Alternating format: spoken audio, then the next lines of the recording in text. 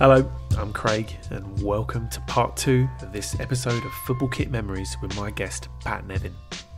In part 1, we discussed Pat's new book, The Accidental Footballer, growing up in Glasgow, and his time playing with Chelsea and Everton. Do make sure you go back and listen to that if you haven't already. Here in part 2, we move on to Pat's second and third, plus a few bonus football shirt choices, where we cover Scotland, winning the UEFA Under-18s Championship, and we get Pat's thoughts on the ultimate hipster football shirt. I thoroughly enjoyed my chat with him, and I hope you do too. Welcome to Football Kit Memories.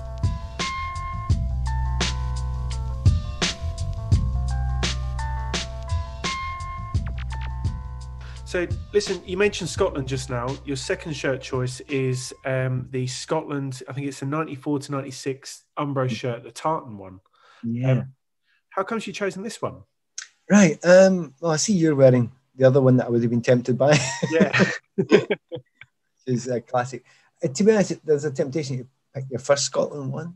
Yeah. Another thing I found up loft the other day. Two things. My very first Scotland shirt, which would have been under 18s, right? It's one of the old cotton ones, the really old cotton ones, which I'd forgotten completely that I had.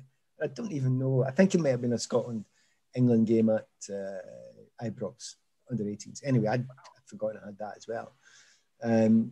Anyway, the first Scotland strip I ever wore would have been a temptation as well. But every Scotland shirt, I can never remember. Apart from that mental white one with a kind of mad sort of blue and red squiggles across it, which is mental. I just loved every one. I didn't hate that one. It didn't feel very Scotland. Right. So every blue one, every dark blue Scotland jersey is extra special. And of course, your first one is massively, magically special. Yeah. However, I remember the day I saw that tartan one and thinking, I would actually wear that with a pair of jeans. and that for me is classically how you gauge how to sell a football shirt. Yeah. How does it look with a pair of jeans and would I wear it? And I just thought tartan.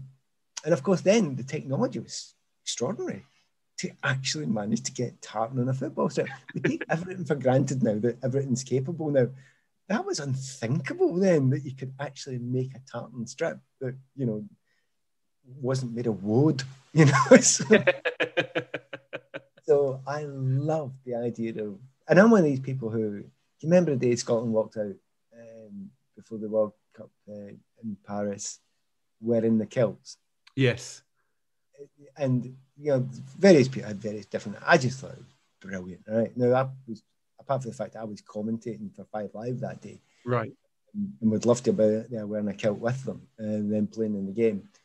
But I felt brilliant for Scotland, for the national team, and what the Tartan Army and what the Scotland team had become by that point. It changed. I mean, a lot of things changed. Over the years. The Tartan Army is one thing. It's a different Tartan Army for the Tartan Army, and that destroyed the 77 and stuff. Yeah, of course. I'm not saying that was a bad bunch, but we became different. It became a very different group. Particularly after, I would say, Euro 92. Mm-hmm. So that group of people wearing those sort of shirts, always made me feel kind of very, very, very Scottish. And I like that Scottishness. So, Pat, you have the rare distinction of having won a championship with Scotland when you won the Under-18s Championships in Finland in 82 with Scotland. Yeah, champions of Europe. It was kind of good and slightly surprising. Who was in that team with you? Paul McStay, he played with Brian Gunn, might have been in that team as well. A lot. John Phillippen, who was centre back at the time. There were good players. I remember Jim McNally was in a period of time as well. We kind of a really quite good team that was, people that in the squad but didn't go there was people like Eric Black, who did a fantastic career. Brian McClure was the right age for it, but was stuck doing something else. Right. I nearly didn't get there because I had my finals, because I was part-time with Clyde at the time. Oh, right. Okay. So, there was kind of a number of very good players there, but we had this young manager called Andy Roxburgh, who's kind of, it's his breakthrough. They had good people working with me. Craig Brown was there and Watty Smith. I mean, that's a kind of big group of people. But at the time, they were just young coaches coming through. And I, as I say, the morning after the final, I had one of my finals, my second year, end of year exams in Glasgow. And I'm thinking, oh, we'll never get to the final. And then we got to the final. How am I going to do this? I can't miss my exam. I managed to the exam. Yeah, so I had to play the final. Everybody celebrated that night with an early flight. And by the next afternoon, I was in a major exam in Glasgow. Finished, I think it was economics, I'm not sure. Right. So when everyone was out celebrating having won European Championships, and I was given player of the tournament, I'm up with my economics books, giving market and stuff in my hotel. I still didn't want to play football. So at that point in time, because I was still with Clyde. Yeah.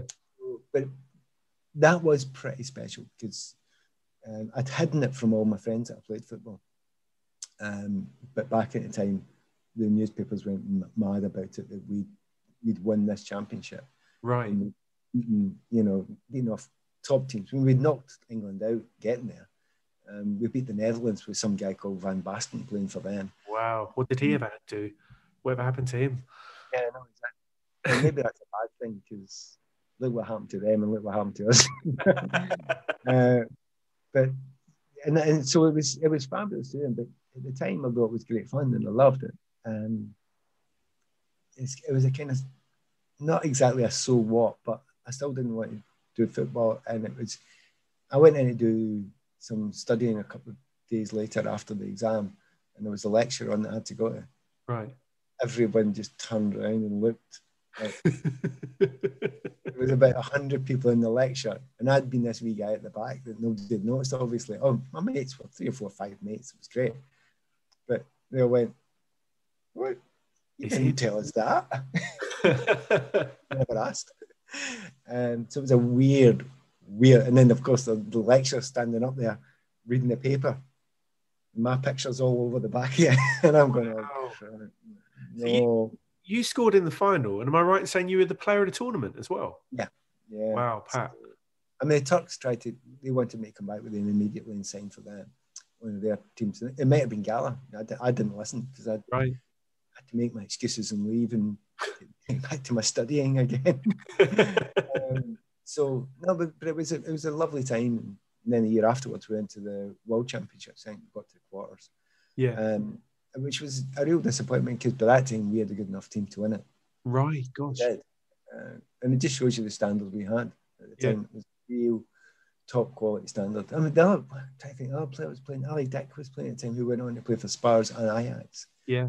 So it was fun. It was great memories. But it's funny, it never even nudged me towards wanting to be a footballer, even though I was, and I still wanted to finish a degree and go into teaching. Yeah. And it was kind of strange to sit beside it because all the other players were playing for Celtic and Rangers and Dundee United and all that sort of stuff. Some from up down south, and they were obviously all desperate to become footballers, and I wasn't. And I was thinking, should I think about this further? And I just kept on thinking, no, I am happy doing what I'm doing. Yeah. So why change it? And I didn't. And many of them had decent careers or goodish careers, and some of them didn't have careers. So I think my attitude towards it actually was probably the right one. Just try to keep on going with the education. If the other side works, it works. Yeah. But for Scotland, it was brilliant. And to this day, still doing the Scotland team that's won the national tournament. Yeah, fantastic, Pat. Fantastic. So, look, we're going to move on. Conscious of your time, Pat. We're going to move on to your final shirt choice. I think we're at peak Pat Nevin here with this one. This is the Joseph K of football shirt. So we've got the East Germany, so the DDR white away kit. And I think the one you showed me in your box of treasures there is an 80s one. How comes you've chosen this one? If I was going for a football shirt and I was going to wear one out, just hanging about somewhere, I'm not going to wear an obvious one. Right. How dull would that be? You'd need, and it's, the whole concept of, behind the Iron Curtain. And when you see this shirt, the badge is actually sewn on. Nice. At a rotten angle. Which of course makes it even better, and I believe it was the very last East German shirt used by an East German team. Right. Scotland against East Germany. So it's not even just East Germany, it's East Germany B away kit. I mean, this beats Dukla Prague away kit, man. Yeah. So it's out there, it's weird, it's unusual, it's rare. I like the kind of look of it as well. But the badge is just really the wrong size. Yeah. Quite a bit too big. I'm going, you and I can have a look at this. So we talk the listener through it. So it is an Adidas one, right? Yep. Look at the badge. It's a bit too big. It's a mess, isn't it? It's a mess. Shamble. But beautiful at the same time, I think. But in its own way, fabulously beautiful. And it's got a kind of the East German, the angles. It's yes, and you can see it's stitching beside it. You know what? I'm looking inside so you can see the stitching goes all the way through. And I've done a good job. Yeah, it does. It goes all the way through and it's tied in knots and it's coming off. Oh wow! But the whole thing about it is they've got a good strip from a decent-ish strip from Adidas, and then they've made a mess of it. So that'll go down well next time you're DJing at the Shacklewell, you think? Well, the temptation, right? We're talking about that shirt. I'm going to cheat. You only won 3 shirts, right? I'm going to give you more than that. Go on. The other one is countries that no longer exist. I'm into them. That one. Oh, well, that country existed for a year, right? The CIS or something? CIS, between, USSR and Russia, right? Yeah. I was coming off at the end of the game, playing against them in Euro 92. And I kind of vaguely knew one or two of their players, and I said, oh, I'll swap your shirt, right? But it's random, isn't it? It's miles away. And it's Kelskis number 8, look at that. Kelskis ones. And I didn't get it with a view to kind of being a valuable thing. I just Andrew, how you doing? And so we've done that. But possibly my favorite one recently, because I don't know the provenance of these strips. I don't know who they belong to. Right. A lot of them don't have the names on the back, right? Because they didn't always have that. This is my favorite one, right? So I showed you this before we come on air, right? So it's, as you can see, it's a very old strip. It's France, isn't it? Yeah, France, Adidas, 80s. Yeah, 80s cotton strip. Yeah. So, and I can't remember playing against France. What have I got a France strip for? And it kind of bothered me. And I couldn't find it. And I asked somebody. And anyway, we finally discovered with Scotland B played against France B. Wow. I think it was at Dens Park. And absolutely no memory of it. None at all, right? But I played and I started the game. And I looked at the team. I finally got a hold of the team. And by the way, it wasn't our B team. It was our damn well A team that we put out that day. Clearly. Okay. We obviously needed a game for some reason for the manager to have to work on something. But we played a first team game against France, right? So at the end of the game, I did that. And as I walked off, I swapped with their striker. Number 9. Number 9. And then I looked up to see who was their striker that night. Who was it? Some bloke called Cantona. In the B team as well. This is up my loft. No idea about it, no concept of it. Yeah. This was just doing a wee bit of looking about and somebody else checking out for me. Wow. By the way, I'd love to see, oh yes, I remember Eric. I have no idea. I have no memory of anything of that game whatsoever. It sounds like you contained him, Pat. He couldn't do anything.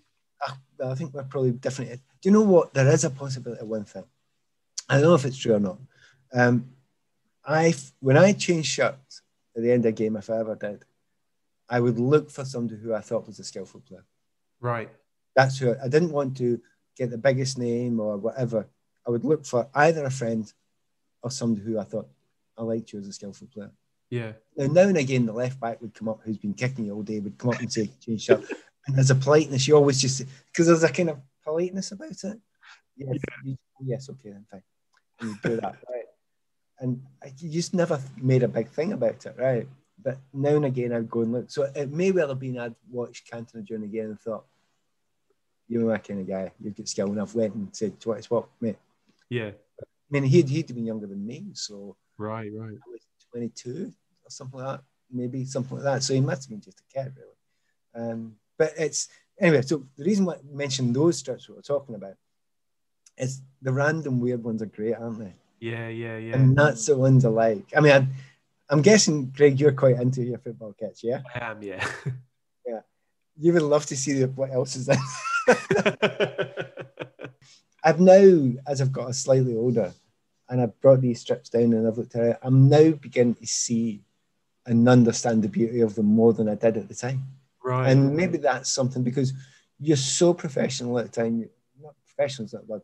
I would get something because it's weird, or it had a very specific beauty, or a very specific ugliness. Right. I've got one in there that I love because of its gauche ugliness. That is a real gauche ugliness. It must be up there with the 10 ugliest strips ever made, right? And it's Switzerland. Oh, it's just a shambles, honestly. Okay. I think it was a Bauhaus mistake gone wrong. And for that, I wanted to own it. Of course. So, but I now see the beauty of them. And in the end, which was a shocking thing, I was tempted to use one of my strips to say, I was going to use Motherwell's Black Away Kit. Okay. When I was there, because I designed it. Did you know? Wow, I didn't know that. Okay. I talked to the Zara people at the time, and they'd said, look, we need a third kit. And I'd said, we don't need a third kit. We're just screwing money out of fans. We just need a home and away. Anyway, it got out that we didn't have a third kit, and the fans were furious. Why have we not got a third kit? And I went, no, I'm trying to save you money. Yeah. So I went back to my original concept was, what looks good with a pair of jeans? Right. And of course, black with blue jeans looks good. Oh. So that's why we ended up wearing an all black kit. And it sold actually really well. Nice. a good looking kit. So I'm later in life. Early in life, I loved the whole idea of football tops. Later in life, I've really begun to understand and get back into the concept, the beauty of them.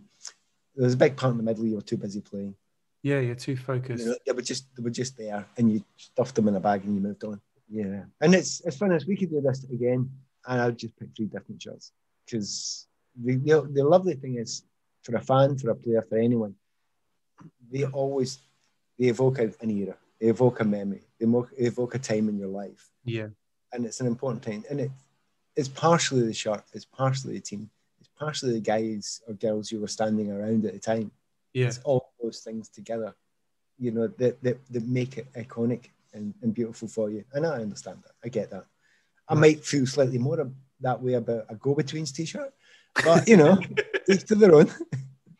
Nice. Well, no, Pat, that's a really good place to end it. Thank you so much for making the time and some great stories and some great choices.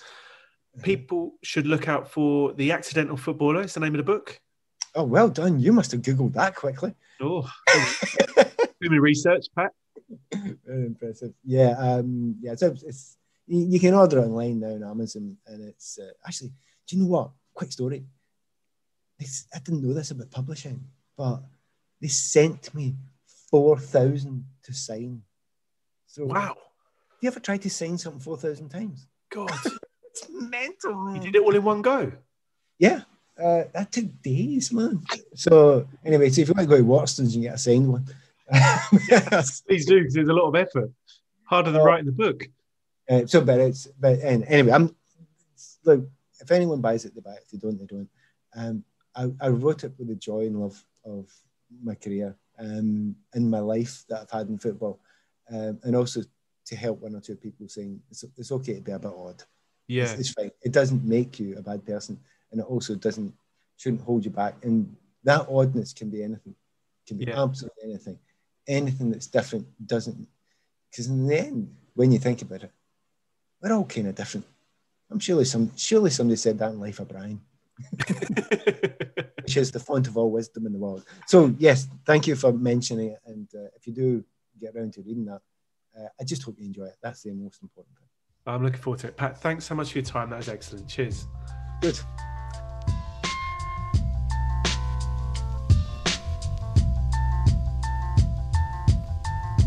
So there you have it. Massive thanks to Pat for sharing his football kit memories with me. You can follow me and my own collection on Instagram or get in touch via Twitter or email. Make sure you follow Pat on Twitter and check out The Accidental Footballer, which is available now. The music you heard on the podcast is produced by Evil Ed. Check out the music on his Bandcamp. There's links to everything I've mentioned in the notes section. And finally, thanks for listening. If you've enjoyed it, please do spread the word, give me a follow on social and subscribe to Football Kit Memories on the podcast player of your choice. And other than that, I'll catch you for the next one.